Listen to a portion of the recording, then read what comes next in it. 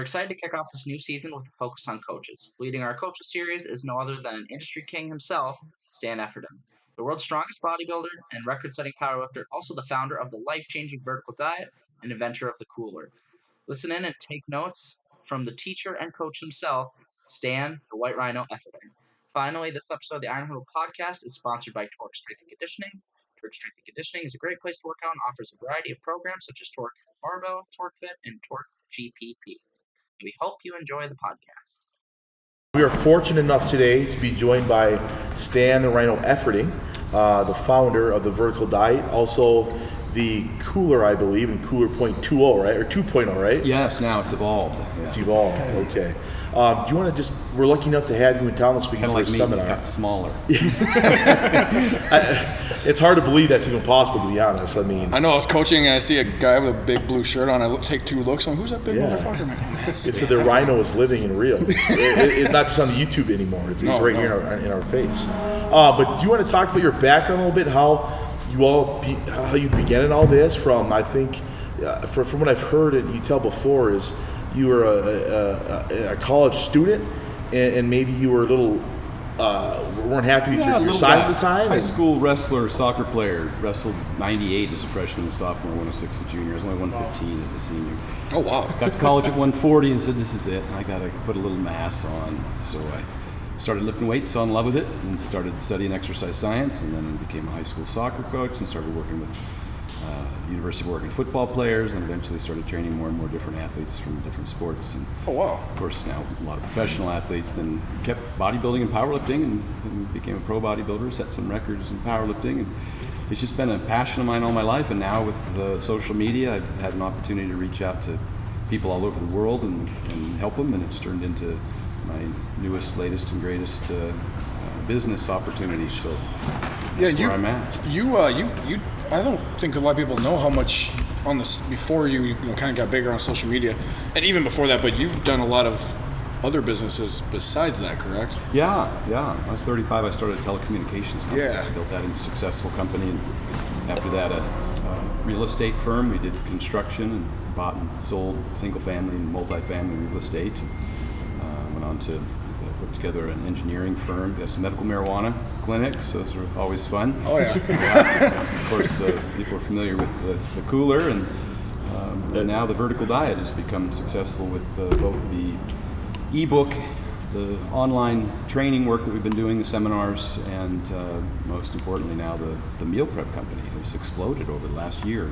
13 months in business, we did over $2 million our first year. Shit. So we're ecstatic. It's really grateful, thankful for the support. I think it's testimony to the fact that the food really tastes good, which is awesome. So the reorders are through the roof, and we're happy about that. Good. That's awesome. That's something you don't see. I see a lot of food prep places around here. People order it, and they're like, it tastes too good. No, they don't. I always say people buy that stuff kind of begrudgingly as a matter of convenience, not because it's something they enjoy. Yep. Of course, I worked closely with a big company that already is well established, and so they had the facilities to do a great job. They had multi-million-dollar German-engineered these moisture control ovens. They've got this modified atmospheric pressure packaging machine. It's like one of two in the States. That's $1.5 million just to package them, to take the oxygen out so that they're fresher longer. And they use these flash freezing units so the food doesn't get freezer burn, but it has a life of up to 6 months. So we ship it all over the country now, and folks can not have food spoilage like you usually get when you try and buy the quote-unquote fresh food that tastes like shit. That makes a lot of sense. I was wondering how you were shipping that nationwide. I was like, that's impressive. Abby and I were doing that for a little while, and there's a number of times when we got a package that was in a bag from the post office because it started leaking and you got shit all over the place. Was that locally here, or was? No, I won't say the brand. But so where do people? Is it on your Instagram, on a website? If you want. Either stanefferding.com. Okay. There's very first thing on there is the link to the Vertical Diet meals, or theverticaldiet.com goes direct to the menus where you can order off of. So when we have, I think now with the new Meals to Me line, we had a lot of people requesting more variety. That we had a just the vertical diet stuff originally, the stuff that I developed. And now we've got over 60 different menu items between those two that people can choose from every week. And I think one of the things I heard you mention on Mark Bell's podcast was a local college had some of their female athletes ask to not have so much of their red meat and eggs, and you had to kind of filtrate to them. Some people right? have different preferences. That's So always the you're able hard to- thing about food business. They said some of their athletes didn't like red meat and they didn't like eggs. And so we wanted to create some extra variety for them, and we went about making that menu. So we're about accommodating folks for making it easy on them. We still don't cook any of our foods in vegetable oils, and I'm always just pushing convenience. What's simple, sensible, and sustainable is most important for me. Compliance is the science, and the number one thing is meal prep. Whether you're gaining weight or losing weight, it's just having what you need when you need it. And most coaches complain that their athletes just don't eat and sleep right. They only get them for an hour or two, and that other 23 hours. And is this how all these top athletes now have found you and reached out to you because they saw how well it was working for you? Was it you're working with Flex as well, or how did everything kind of start to filtrate for you and grow as you got more popular and the diet started proving itself to work? Well, I was fortunate. I had a lot of publicity coming up with, I was in Muscular Development magazine and Muscle and Fitness, and I had a lot of good bodybuilding exposure, which is a larger community. And then there's something happened over the time that Mark and I started really working together, and he started putting out a ton of media, and the Power magazine and all of his social media stuff exploded. The industry just blew up. Not only did bodybuilding, figure physique, and bikini explode over the last 7 years, including all those extra classes, and the men's physique and the men's classic bodybuilding, but powerlifting as well. A lot of the CrossFitters are now, and women in particular, are now competing in powerlifting meets quite regularly and filling up the back half of the meets. You get 2-day meets, one for the guys, one for the girls, and they're both got 60 competitors. Yeah, that's impressive. So something happened over the last 7 to 10 years that is kind of been huge. And there's just more eyeballs, more social media, of course, I think is big. And I think that probably when, coupled with the fact that I did have quite a bit of exposure, when Hoff the work turned around and won the Arnold, the World's Strongest Man, and the Europe's Strongest Man, back to back to back, and people started asking him and he was talking about it, then it became more popular. And then I went up there and I did a seminar that we posted on YouTube. It's now got 2.5 million views where I talked about the vertical diet. And I think that kind of really just skyrocketed it worldwide and started getting just inundated with people asking about it. And so I created the product and put it out and made it available for people. Whereas historically, I just used that with all of my athletes. I gave them the same program that I now have as an ebook, is what I had compiled over many years, so that if somebody contacted me, like Hofthor, and he said, hey, can you help me with my program? I would send him that. I said, this is how I want you to sleep, this is how I want you to eat, this is how I want you to hydrate, this is how I'd want you to consider in terms of training, and a whole host of different things that are now, of course, in the vertical diet. So, because you can't just cover any one thing. Here's your macros, as most people talk about. To me, it was much, much bigger than that. And with these athletes, especially the ones that are competing at the highest level, is there anything typically you find that they struggle with initially, more common than others? Is it the sleep? Is it getting a certain type of nutrient? Is it anything in similarity or not? Well, certainly the biggest thing is sleep. Okay. And I see, this is going to always be a conversation on both ends of the spectrum, because I competed as a bodybuilder and I competed as a powerlifter. So for 30 years, since 1986, I would diet down to 5% body fat and stand on stage as a bodybuilder, and then I would bulk up to, at one point, almost 310 pounds to compete in powerlifting. And I went back and forth, and I did this almost every year. Sometimes twice a year, I would powerlift, then bodybuild, then powerlift, then bodybuild, back and forth. Within the same year? Within the same year, Wow. many times. Okay. A lot of my stuff I did with Mark and Flex was back to back, one after the other. Yeah. I'd do a competition with Flex, I go do a competition with Mark, I turn right around and do a competition with Flex. So this is on both ends of the spectrum. So what I've experienced is that both ends suffer with sleep. The guys on the weight gain end have apnea, and the women in particular getting ready for bikini shows, they tend to chop their sleep short to get up at 4 a.m. and do cardio.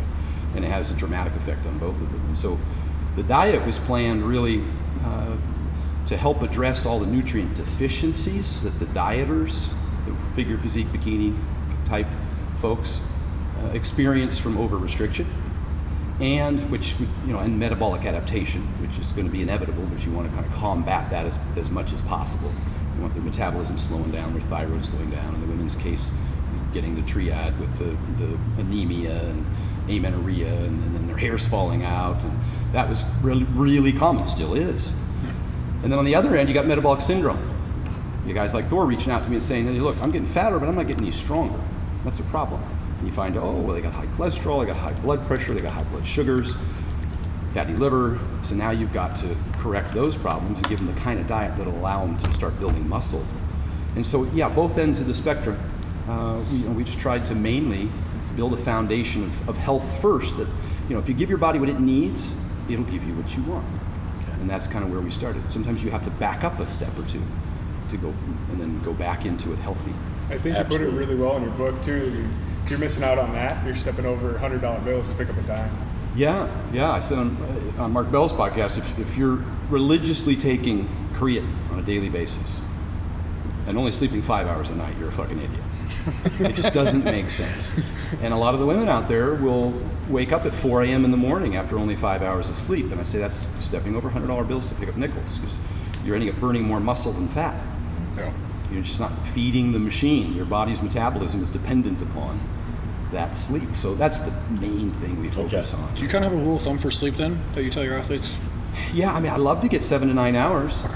And even with like bikini competitors that reach out to me, and they've probably cut out all the calories they can cut, and they've probably doing all the cardio they can do, and I said they've reached they're stalled out, reached a plateau. I'll tell them to do 3 things. It's been very effective, almost without fail. One is I'll ask them to get an extra hour or 2 of sleep. It'll be between 6 and 7, and then they'll end up getting between 7 and 9. Next thing I ask them to do is to stay on their feet all day. Don't sit down. You find that they go and train really hard, and they come home and they might sit more and eat more. That's called compensation. And it's very common in just the general dieting industry. And the third I do is have them turn the temperature down in the house. Turn the AC on. Keep it cold, especially when you're sleeping at night. Put some socks on if you need to. Stay cold. And sure enough, lose a pound the next day, lose a pound the day after that, lose a pound. You lose 3 pounds in 3 days. And this, of course, doesn't continue, but it's a lot better solution than cutting more calories and adding more cardio, which is going to waste away at muscle tissue, which is a no-win game. So that's, it's one of the strategies I'd like to utilize is, again, getting the body to work for you. Are you a big believer in having your clients log all this as well? Are they logging their sleep and you just track about that? To say 100%. After meal prep, we've talked about what are the best, what are the most successful behaviors for reaching your goals. Number one is meal prep. Those people who meal prep, and this is what the bodybuilding figure physique bikini industry does very, very well. They do a lot of shitty stuff, but this they do well. They're always toting around their Tupperware, and they religiously prep and eat the meals they're supposed to eat. Great. So what I make sure, but right behind that, right behind meal prep, is tracking. And all of my clients, still today, my phone goes off all day long. I set up WhatsApp. They have to send me their morning body weight. They have to send me their hours of sleep. Okay. And they send me a picture of every single meal that they eat. Really? When they sit down to eat, they snap a photo and they send me a picture. So I get 3 to 5 pictures from every single client I work with all day long. I've got an app that I've been developing for a damn year. It's almost out. I keep saying that. Okay. That you can just take a picture of the meal with your app and you don't have to text it to me. I as your coach, I can see all of that. But and it helps me a lot, particularly over the course of the first couple of weeks. I can see what they're eating.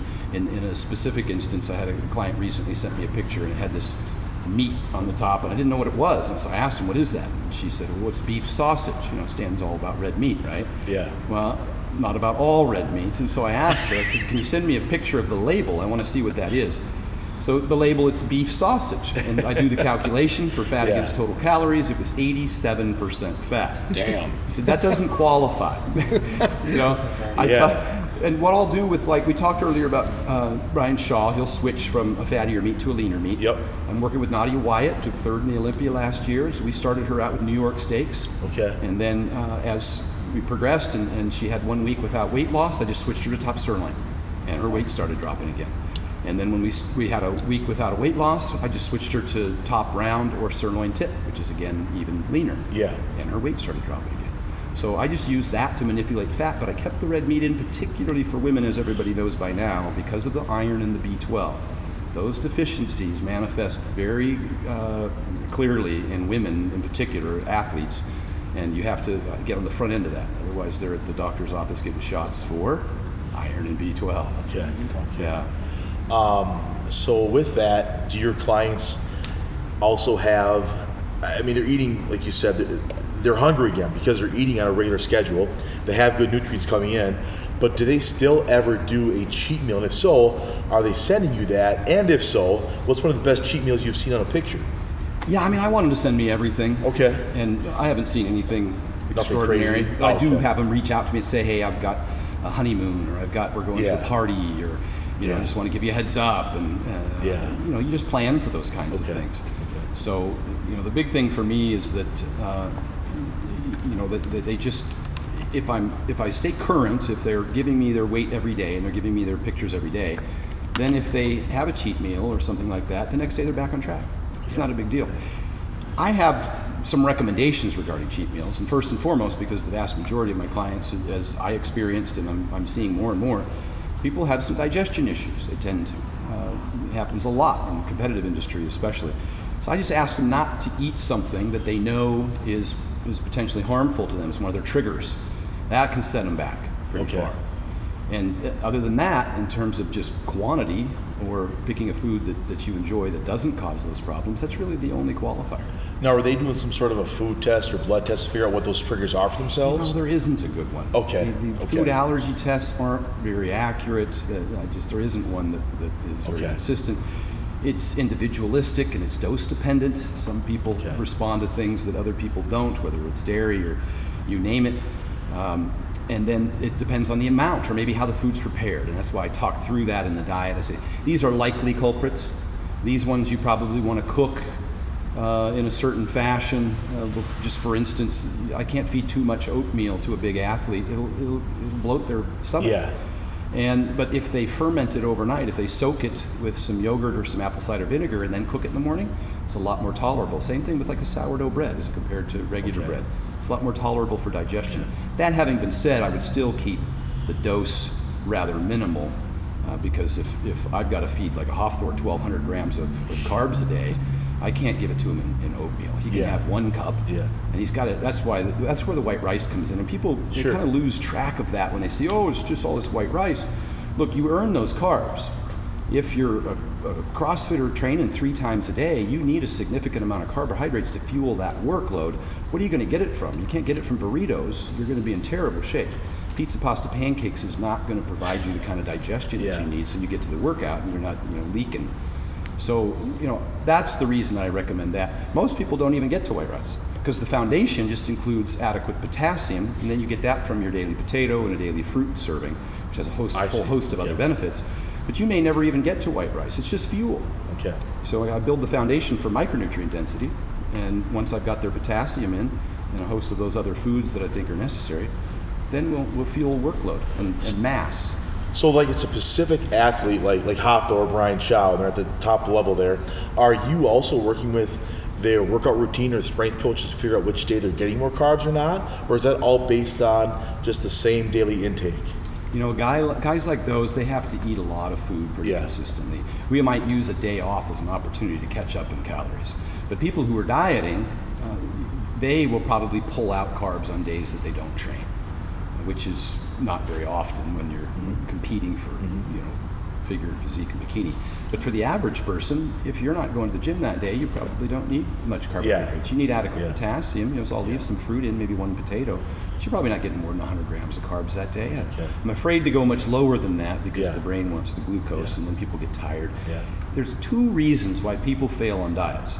I've said this many times. All diets work when they're strictly adhered to. Whether it's the vertical diet or it's keto or it's Atkins or you name it, paleo. I'm not going to be a zealot that way.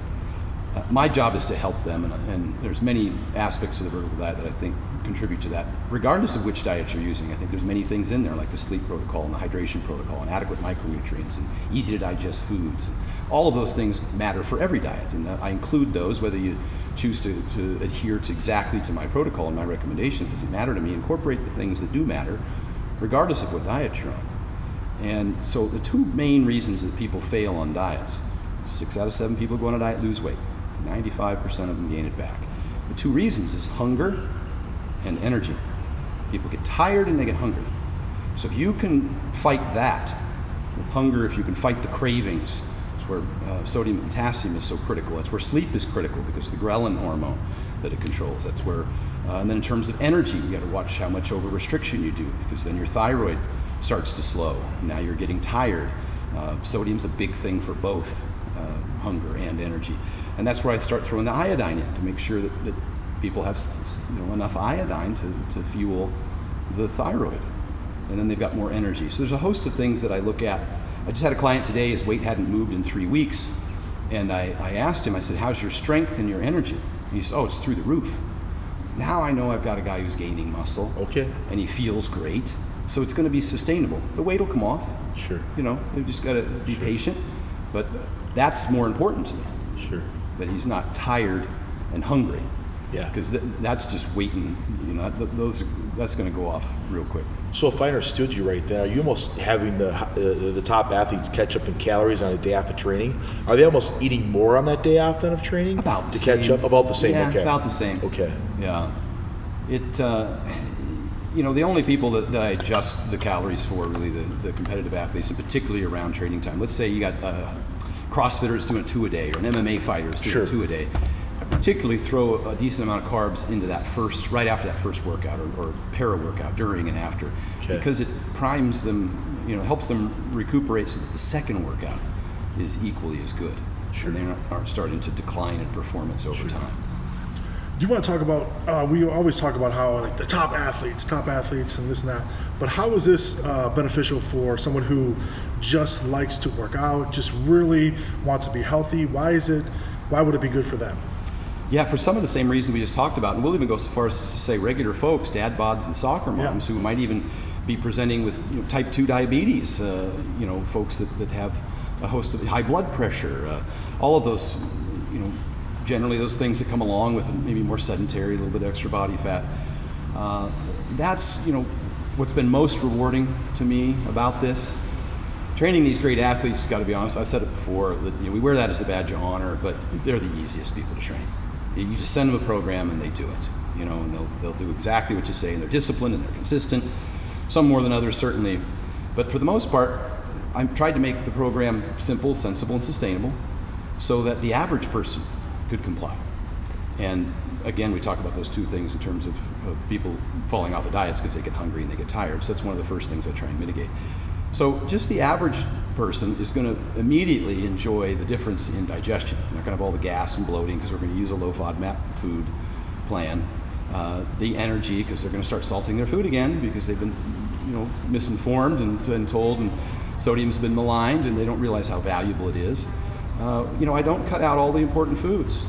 Anytime somebody goes on a traditional bikini diet, everybody knows this. Immediately they're told, no more red meat, no more dairy, no more fruit, no more salt. Just right out of the gate, you pull all of those foods.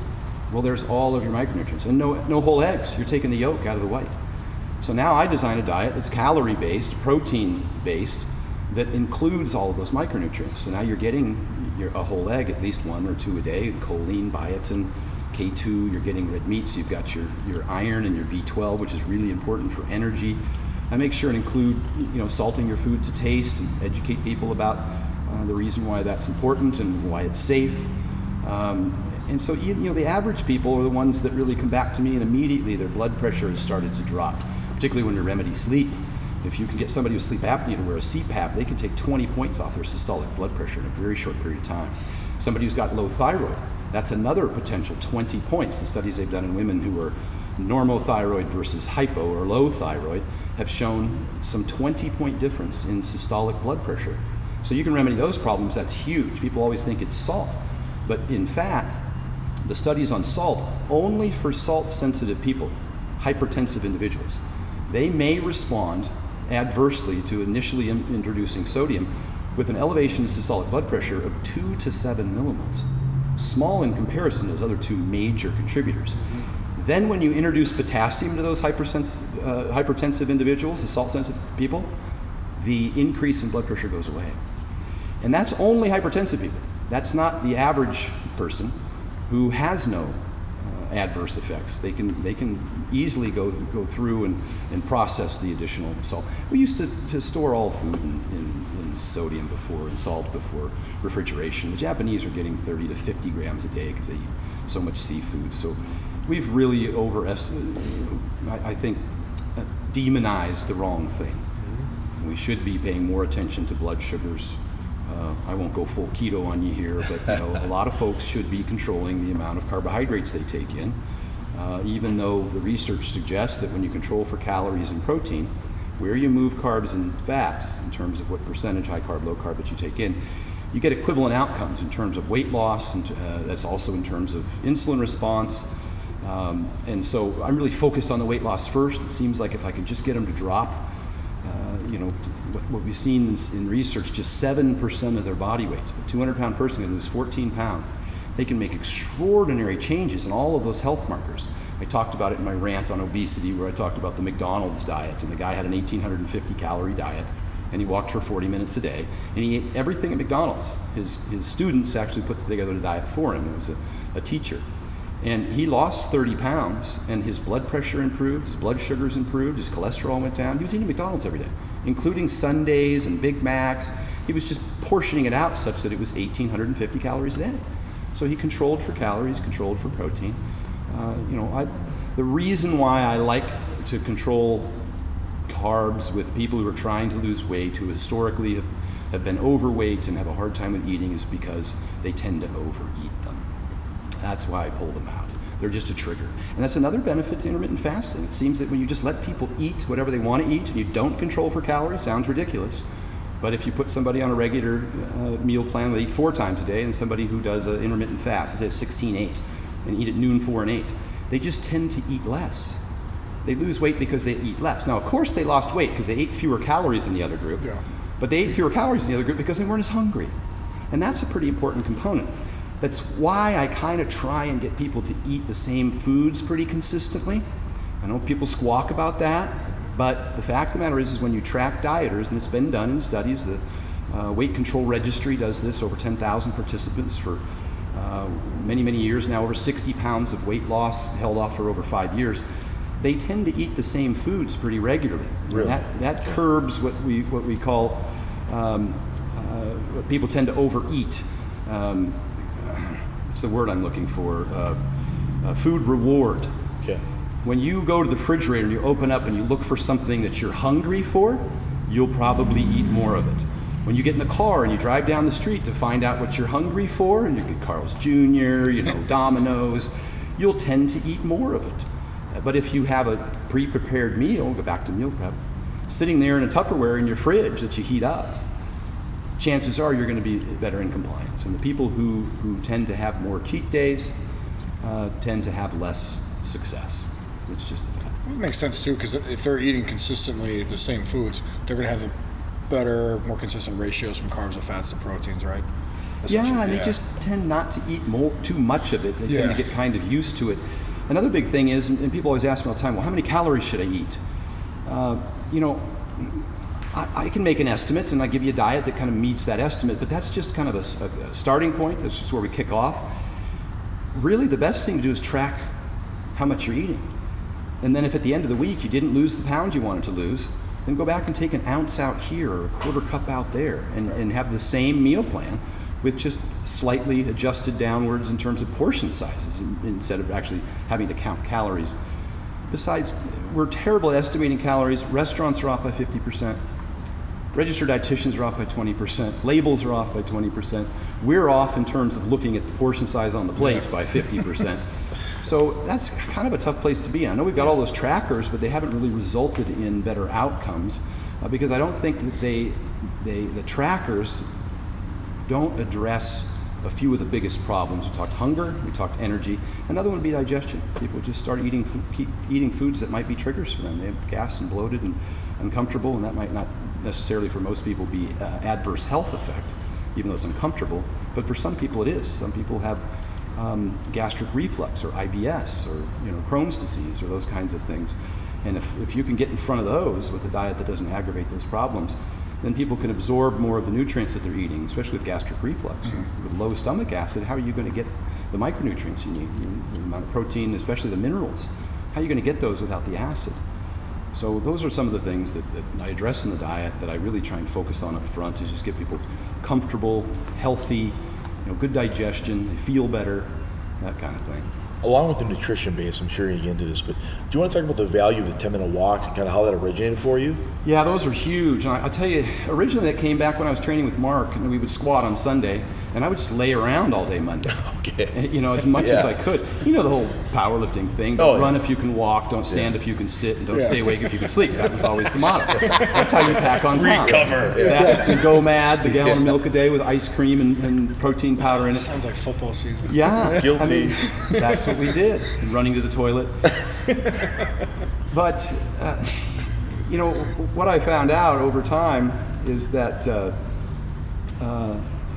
where was I? I was talking about, gallon of milk. What was the question? Yep, talking about 10-minute the 10-minute 10-minute walks. walk. I got off on the bathroom. thing. Those memories came back. Flashbacks. Sweating. Good times. Yeah. But I got a recumbent bike and I put it into my hotel room. I was just staying in an extended stay there in Sacramento while I was training with Mark. I was there for over 2 months. I just lived out of an extended stay with a little kitchenette. And so on Sunday I would train legs, and on Monday I would do these 10-minute HIIT sessions. I would do a 30-second bike with 30-second rest. I would do 10 of those. Take me 10 minutes. But I would do it 3 times a day. And I would create all this blood in the legs. On Monday, the following day? The very next day. Wow, okay. Yeah, and I would do this for a couple of reasons. One, I didn't want to do a bunch of cardio because I thought it was a conflicting message. Obviously I wanted to maintain my mass and all this other stuff, even though low-intensity steady state's probably not going to compromise you too much. I just don't see much benefit in it. I wanted to pump a ton of blood in there, but I also want it to be all concentric work. I don't want to break down any more muscle tissue. I don't really want to do light squats, because then I'm doing more eccentric work again, and plus it's wasted effort. So I started doing that, and I noticed that my DOMs went away much, much quicker. And I was able to, on Tuesday, I felt great. And where normally it would be Thursday before I stopped having the ache and sore and pain. I'm 40 plus years old at this time. So that's kind of where it started for me. And of course, the research about insulin sensitivity. When you work your muscles, then you can absorb glucose directly from the bloodstream through GLUT4 pathway without the need of insulin. I've always been trying to control high blood sugars. That's something that as you get fatter, you definitely need to pay attention to. And at the time I was, 280, 285 and going north of that. And then later on, after I got done competing and I had accumulated lots of fatigue and damage, chronic tendonitis, I talked about my hips, my knees, my shoulders, all that. I thought I was pretty much crippled and had, was going to just live like that with pain. I started doing the walks again. I started getting the band out. I started doing the light leg presses with the band. I started doing the recumbent bike stuff again. Started doing some mobility work with Mark Philippi, just going through ranges of motion. And just being very diligent about that over the course of a period of number of months while avoiding the loads that were hurting. The squatting was hurting my knees. And I completely rehabbed from that. And in that time, I also discovered that by doing those 10-minute walks after meals, that my HA1C would start to come down. I get blood tests every month. I've had over 120 of them in the last 10 years. Oh. I'm probably a hypochondriac is what I am. But I'm able to watch and see what happens. And of course, losing weight is a huge driver of that. But I just felt better, had more energy.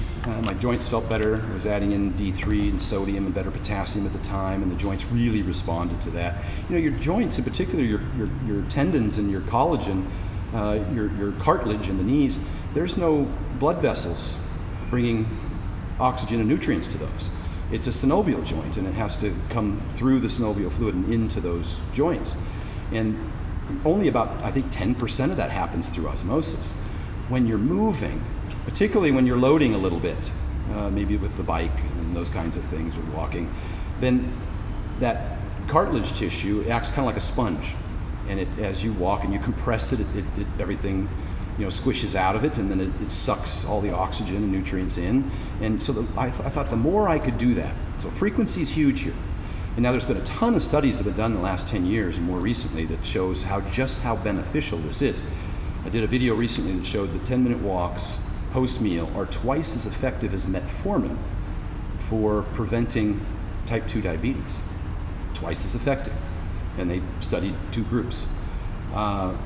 Another thing is they took a group that they put pedometers on them. They had one group walk 10,000 steps a day. They just moved 10,000 steps a day.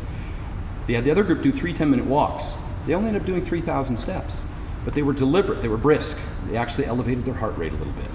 Okay, it's not running or sprinting, but they had much better outcome in terms of insulin sensitivity, VO2 max, body composition. They had much better outcome than 10,000 steps because it was a pretty specific. It was very intentional. It was intentional. Yeah. They did the same thing with people who were sitting. They looked at all-cause mortality based on how long people sat every day. And then they took another group who did 30 minutes of cardio at the end of the day, had no better outcomes. Really? Than the group that just sat all day and didn't do cardio. But they took another group that walked around 3 or 4 minutes out of every hour, and they had significantly better all-cause mortality outcomes. So the frequency matters, and that's what I always promote. Another thing is I found out that it helped my appetite, and as a powerlifter, that's a win. Yeah. And so I started implementing them with my other athletes. Hofthor is one, of course, that Shaw and all those guys. They do 10-minute walks now. I think Dexter did a video recently, Dexter Jackson, where he was doing some step mill, and people were like, Dex, why are you doing step mill? You're the blade. And he's like, I don't do it to lose fat. I do it for my appetite. Okay. And to help recover from workouts, and to lower blood sugars, and to improve digestion and gas. So it has so many reasons. I do them every day, everywhere. Okay. I almost get disgusted when I wake up in the morning and I'm walking around the hotel room, the hotel that I'm staying in, and there's 2 people out front smoking a cigarette and eating one of those croissants from the restaurant downstairs. I'm like, this isn't taking me any extra time. Yeah. These are just choices that you make. Yeah. It's not a sacrifice. Like I said, it's simple, sensible, and sustainable. I get to the airport, you got to get there early. Everybody's sitting around, and I'm hoofing up and down the hallways. You get off the plane, and you go to baggage claim, and everybody's just standing there. Well, what better opportunity? I find a nice long hallway, maybe a staircase or 2, and I'm walking, and my arms are swinging, and I'm getting my 10-minute walk in. I can't even remember what city I was in or state I was in, and I was doing my 10-minute walk down the street, and some guy pulls over, 2 guys pull over and roll down the window like, Rhino, 10-minute walk. Everywhere I go, I'm walking, and you just see me like, that's what is this guy? That's awesome. Yeah. So to me, I've been doing that. I'm 51 now. My knees are perfect. My hips are perfect. I don't have any pain now, and I've maintained really reasonable strength. I can still walk out and squat 600 with no knee wraps or sleeves, and I have no knee pain. That's the most exciting thing. People see the squat and they're like, "Oh yeah, Rhino's 51 and he's squatting 600." Yeah. I don't hurt. Yeah. That's the only thing I really care about, because for years, what you didn't see when I was trying to do that after I retired is the next 3 days that I was limping around. I had to pick my leg up to get it out of the car because my hip was so sore, arthritic. I don't do any of that anymore. Okay. So that to me is the big thing.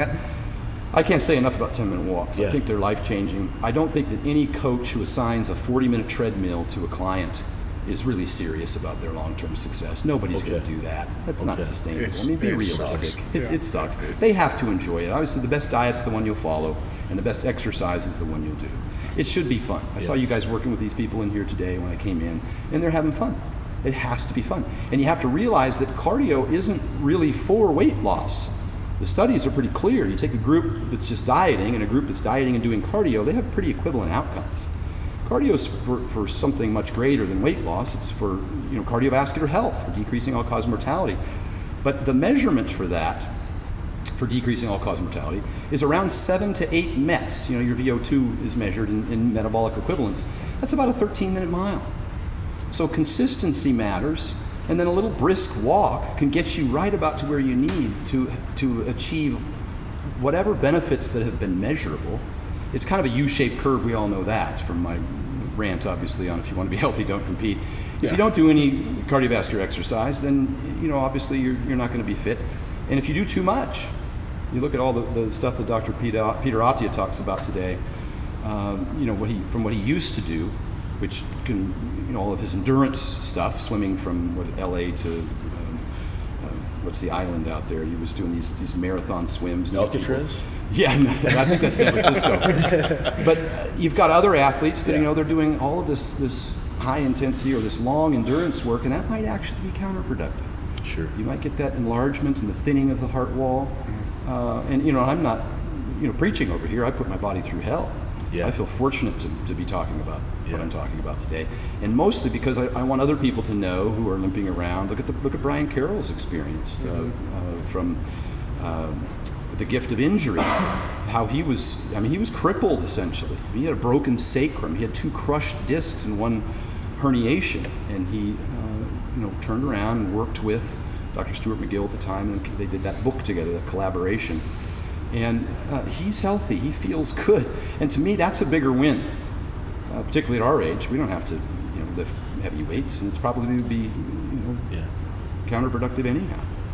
Yeah, we were talking about the 10-minute walks. I know you've talked about people that say they're sedentary at work all day. They sit in a chair, and then they go work out once really hard during that day. That's not enough. Hey, it's better than nothing. Yes. But I'm just saying that frequency is more important than intensity or duration. Because people Which feel... is a good news. Yeah. That's good news. Because who has time? Those workouts get cut all the time, especially the treadmill stuff. You've got family, kids, fun, whatever else, long work day, a little overtime. You're not doing the cardio. But if you had taken 3 10-minute walks, which is really easy to put into your schedule, or just like I suggested here, 3 or 4 minutes out of every hour, just get up and walk around your building one time. It'll take you 3 minutes. That's much better. Can you talk a little bit about you now? You talked earlier about how you went from, throughout the year, you'd focus on bodybuilding, and you are the world's strongest bodybuilder, right? Or currently was. Pro bodybuilder. Pro I gotta separate bodybuilder. myself from Larry Wheels with that one. Until such time he gets his pro card, I'm going to use that title. There we go. And I've heard you mention about Eddie Cohen, how he would, have an off season as a power lifter. So was your motivation wanting to do it to recover from the powerlifting and the bodybuilding because you're so motivated? What was it that drove you to do both of those? I had no idea till I looked back which one benefited the other in what way, and just kind of assessed that. During the time I was doing it, I was just focused on those goals. I wanted to be a pro bodybuilder, and then as I started lifting heavier and heavier weights, I started looking at records. And you want to beat records. Yeah. And that was really it. I just found that I couldn't, I'm OCD, I have a short attention span. I was with the attention span of a gnat. I can do 10 things in a minute, but I have to do one thing in 10 minutes. Yeah. I'm cooked. I have to ask my wife, can you handle this for me? This is 3 pages you have to fill out here. I'm good with 1 line. So I would just get bored. I would power lift and I'd be all into it and be great. And then when the meet was over, I'd be like, I got to do something different. Okay. And of course, I pursue bodybuilding. Eddie Cohen competed in 2 powerlifting meets a year. That was it. Set 150 records, but he was pretty consistent about that. Yeah. And in the off season, he would do hypertrophy training. And so he would go back and forth. And I look back at my career and see that's kind of what I did. It's probably why my longevity was what it was. If I had stayed too heavy for too long, it might have been harder on my body and it might have been harder on my health, to be honest with you. And if you bodybuild all the time, maybe it depends. Some people, they bulk up and cut down. Powerlifting's a lot harder on the body. Carrying around that extra mass, lifting all those heavy loads, just more fatigue, more potential long-term exposure to injury, I think. Yeah. Obviously, you're going to get some repetitive injuries for some bodybuilder people who try and do too much volume and they're not careful. They're doing skull crushers and just stupid stuff. Yeah, meathead stuff, right? Yeah. So, I mean, it is what it is. We're still back to if you want to be healthy, don't compete. And if you want to, you show me somebody who's never been injured, I'll show you somebody who's never won anything. You gotta push yourself and take your body somewhere it hasn't been before. That's a great successful. Yeah. So what I do really with my athletes is I'm trying to mitigate damage. Okay. That's really what I'm trying to do. I'm not trying to prevent them from doing anything that might hurt themselves. I actually kind of want them in that gray area. They need to get into a little bit of an overtraining or overreaching kind of position to be able to just continue to super compensate, because if you continue to do the same thing you've always done, you're not getting better. So I'm running around behind the scenes. I'm trying to figure out, well, how can we make this less bad? Yeah. Is really all I'm doing. That's why I want the CPAP to be worn and to get more sleep. That's why I want you to get your micronutrients in. That's why, I'm coordinating with Brian Shaw's wife to get a grocery list so I can show up at the World's Strongest Man a day earlier and go to Costco and shop for it. That's great. Because that's the way that I mitigate damage. It's the way I help them comply with their program. And I've got a lot of busy professionals and nurses and shift workers and firemen and the like that reach out to me, and they don't think they can stick with a diet or exercise program. So first of all, I talked to them about the fact that 40-minute treadmill that you think you have to do, you don't. Let's figure out with a 10-minute walk something that you can comply with. And then as far as meal prep goes, I just try and work out the logistics. I've been in 10 countries and 40 states in the last 18 months. Wow. And in some weekends I'm in 2 different cities. But I'm always eating what I want to eat when I want to eat it because I take it with me. When I leave the house in the morning, left the house this morning. I cooked up a meal. I had 2 more heating up.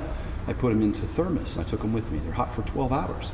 I brought 10 frozen meals. I threw them into my checked luggage. I just wrapped them in a towel and checked them onto the plane, stayed at a place with a fridge and a microwave. So here I am traveling, and I'm going to eat exactly what I want to eat when I want to eat. It's the food that feels good for me. And I'm going to have a great weekend. We're going to squat on Sunday. I'm going to feel fantastic. Yes. Yes. Can you tell me what was a few your favorite memories from your bodybuilding transition days and then your powerlifting? Do you have any of those times, whether you're with Mark or with Flex? Is there a time that was better than the others? You already hit on it. Those were big days. Okay. I was fortunate. I did a rant called "Why I'm a Hypocrite." Okay. I had some success in business, and so I had both the time and the resources to work with some of the greatest athletes and coaches that I possibly could.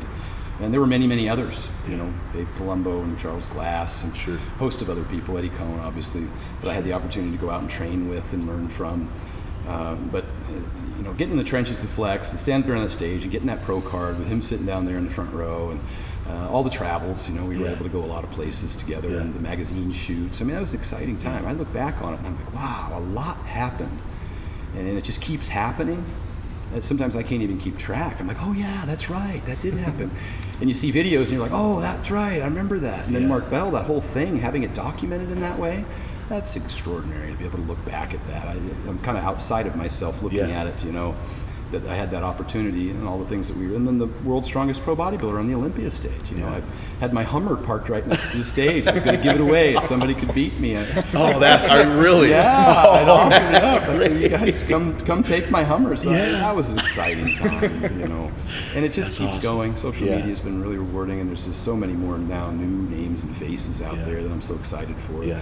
Larry's explosion into social media was just extraordinary. I was training with him when he was 19.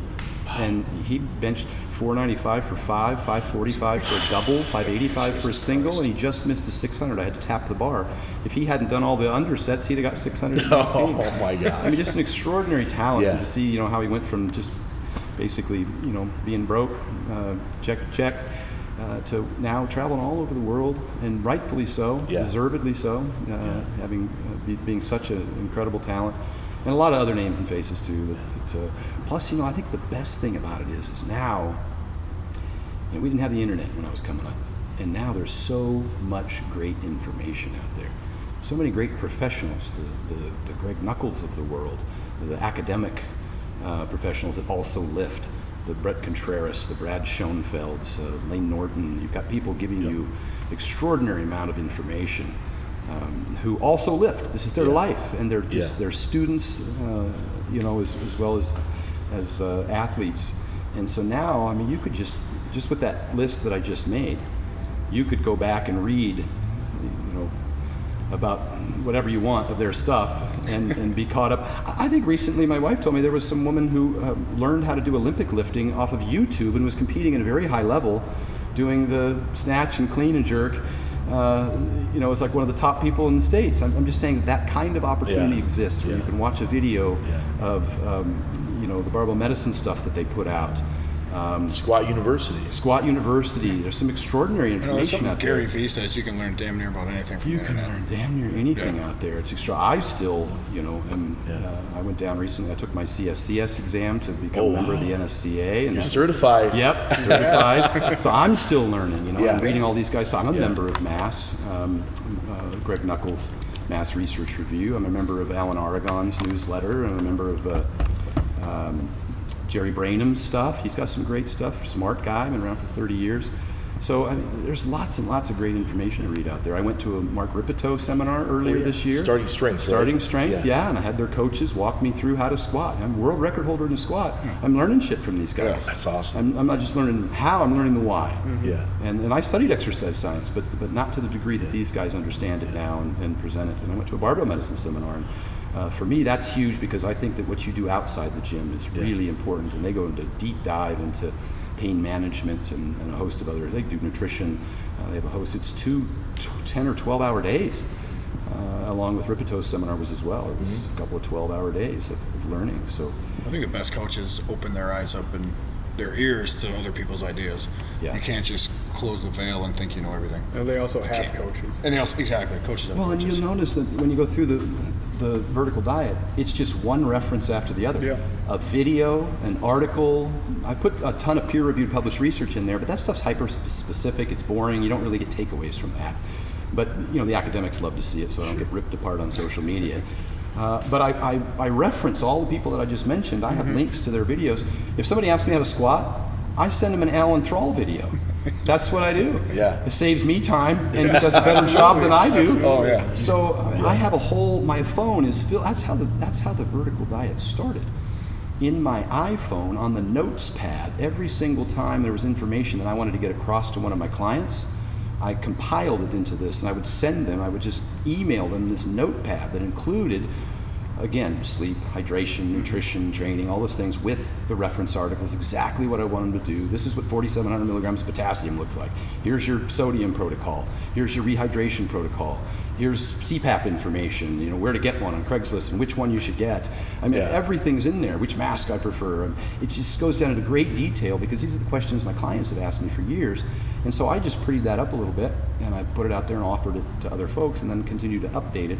But that's what it is. It's just a deep, it's a reference. And if you need to know more about it, it's there. A lot of people will ask me questions that are in the program that I'm like, well, you probably should have read that part. That's why I have a quick start guide, because some people are like, well, I don't want to read the whole 250 pages. I just want to start on the vertical diet tomorrow. So I have this little 4-step, get started in 5 minutes. Here's the appendix, here's your diet, here's your shopping list, here's your macros, here's your calorie count. Boom.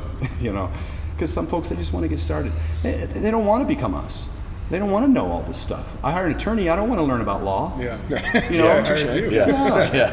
hire somebody to do my taxes. I don't want to learn about taxes. I should know a little something. But when you run a business, you hire people. You hire IT guys and computer people and an attorney and get a tax guy to do your taxes. You hire those people.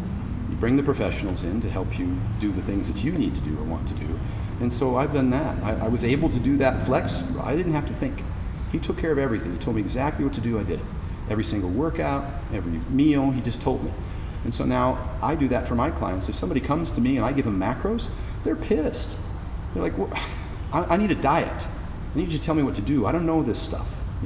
They ask for a workout, they want sets and reps, and I don't think that's that important, to be honest with you. If you give them some generalizations, they're pissed. Look, I hired you to tell me exactly what to do. So yeah, I'm hyper-specific. I tell them exactly what to do. And then from there, they can ask me, hey, can I do this? Can I do that? And we filter that with the obvious concerns and try and give them as much leeway as can keep them consistent. And again, if people want to get in touch with you and get a hold of you and follow this whole diet and everything you're doing, it's StanEfferding.com? Yeah, okay. You go to StanEfferding.com. Stan Efferding is my Instagram. Stan Efferding is my YouTube account. Okay. So it's all there. I have the vertical diet as well as theverticaldiet.com. But you can get there through Stan Efferding, so whatever you remember. And you have your whole YouTube page as well, and that's growing with all your tutorials you've been doing lately. Well, and I don't even do it that much, but I'm very grateful to have as many people who have watched those videos, and they always tell me, I watched this video or that video, and it's exciting when I meet people. And then they'll tell me a story, which has been fantastically rewarding. Is that when I bump into people at the airport or an expo or a seminar, a lot of these people have already seen my stuff, and the fact that they're coming is really generous of them because it's not new information. Although some people like the hands-on squat, bench, and deadlift stuff as well, and then the personal, they can ask questions, of course. So I do get some specific information to people, but more so they tell me stories about what they've already implemented and how it's affected them positively. And that is really what's rewarding about this whole thing. When is the fuck Mike O'Hearn 2.0 going to come out? I don't know. that was the best video ever. The shameful. He's getting better, and I'm getting worse. I keep waiting for him to start to decline. Age doesn't catch up with that guy. And I think people have to understand the whole purpose of that fuck Mike O'Hearn was because he made me feel bad about myself. You know, he set the bar so high, and I was kind of comfortable. I'd look who I used to be. You know, Google me, bitch. Don't you know who I used to be? And then all of a sudden, I went down to Gold's gym and I trained with him after I'd retired, and I was just sitting around. I don't know, I was 48 at the time, I think. And he kicked my ass all over the gym. It was embarrassing. And I was like, damn, I got to get my ass back in gear. And so, you know, he made me do more. He made me better as a result. Awesome. So here I am 3 years later, and I'm healthier and I'm better than I was 3 years ago when I went and trained with him. But that's, you know, there's other guys out there that make me feel that way. That, you know, in the academic field in particular, there's certain guys whose stuff you read, you're like, fuck. Yeah. I could never be that smart.